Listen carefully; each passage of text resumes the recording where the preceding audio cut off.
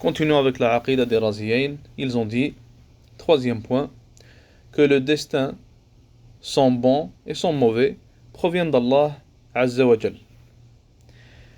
L'explication de cela, il faut savoir que tout ce qui arrive à l'être humain a été prédestiné par Allah subhanahu wa ta'ala. Tout ce qui lui arrive a été écrit par Allah subhanahu wa ta'ala. Allah Azza wa Jal dit à propos de ça, dans Surat Al-Hajj, verset 70, « Ne sais-tu pas qu'Allah sait tout ce qu'il y a dans les cieux et la terre? Certes, ceci se trouve dans un livre, certes, ceci est facile pour Allah. » Et dans un hadith rapporté par Abdullah ibn Amr radiyallahu anhuma, le messager d'Allah sallallahu alayhi wa sallam a dit, Allah a écrit les destinées des créatures 50 000 ans avant de créer les cieux et la terre. Et son trône était sur l'eau. Rapporté par Muslim dans son Sahih, hadith numéro 2653. Donc Allah Azza wa Jal, il a écrit tout ce qui allait arriver 50 000 ans avant de créer les cieux et la terre. Allah subhanahu wa ta'ala savait, Allah subhanahu wa ta'ala sait, et Allah subhanahu wa ta'ala, il a le savoir complet. Allah Azza wa Jal sait ce qui s'est passé, il sait ce qui va se passer, il sait ce qui est en train de se passer, et il sait ce qui ne s'est pas passé, comment il se serait passé, si jamais il se serait passé.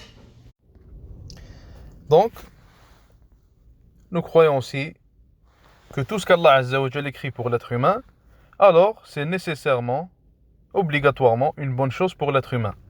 Même si, en apparence, la chose a l'air d'être une mauvaise chose.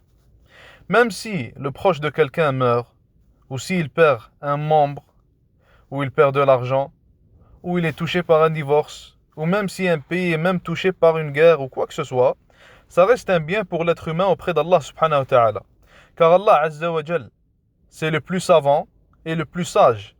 Et tout ce qu'il destine pour l'être humain est basé sur cette sagesse qu'a Allah subhanahu wa ta'ala Jalla fi'ulah. Et il faut savoir que le bon qui émane d'un test peut être visible à l'être humain et peut aussi ne pas l'être. Par exemple, des fois Allah Azza wa Jal te teste avec une chose et après un certain temps, tu te rends compte dans la vie d'ici-bas que, subhanallah, ce qu'Allah Azza wa Jal t'avait destiné, c'était finalement un bien pour toi. Et des fois, s'il ne te l'aurait pas destiné, ou même beaucoup de fois, très souvent, alors ça aurait été un mal pour toi. Ça aurait pu mal finir pour toi d'une manière ou d'une autre. Et des fois, tu ne te rends pas compte de la sagesse qu'il y a plutôt derrière ce test. Suhayb al-Rumi, radiyallahu anhu, le compagnon du prophète sallallahu alayhi wa sallam, rapporte que le messager d'Allah sallallahu alayhi wa sallam a dit que le cas du croyant est étonnant. Tout ce qui le concerne est un bien, et cela n'appartient à personne d'autre qu'au croyant. Si un bonheur l'atteint, il se montre reconnaissant et c'est un bien pour lui. Et si un malheur l'atteint, il se montre patient et c'est un bien pour lui. Rapporté par Muslim. Donc le Nabi alayhi salatu salam nous explique encore une fois que tous les tests qui arrivent aux croyants, c'est un bien pour lui.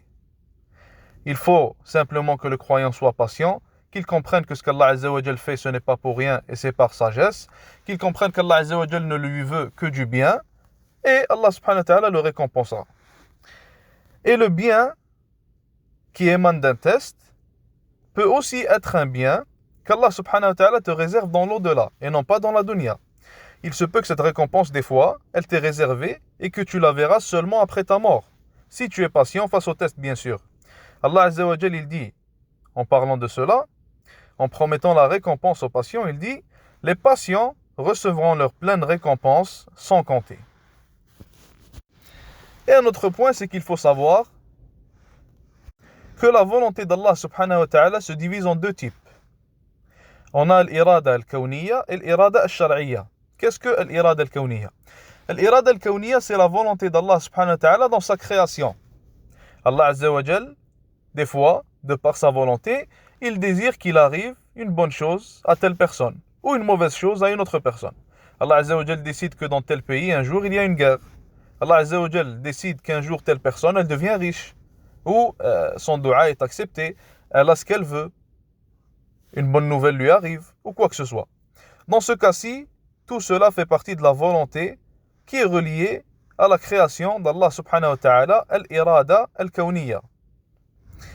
Le deuxième type, c'est al-irada al-shar'iyya, la volonté d'Allah subhanahu wa ta'ala en ce qui concerne ce qui est légiféré. La volonté législative. Allah subhanahu wa ta'ala, il nous a ordonné de prier 5 prières par jour. Allah Azza wa Jal, il a ordonné à toute la création de croire en lui. Allah Azza wa Jal, il nous a ordonné de délaisser l'oppression. Allah Azza wa Jal nous ordonne de faire le bien, nous ordonne de jeûner Ramadan. Toutes ces choses-là font partie de la volonté législative, la volonté d'Allah subhanahu wa ta'ala qui est liée à la législation.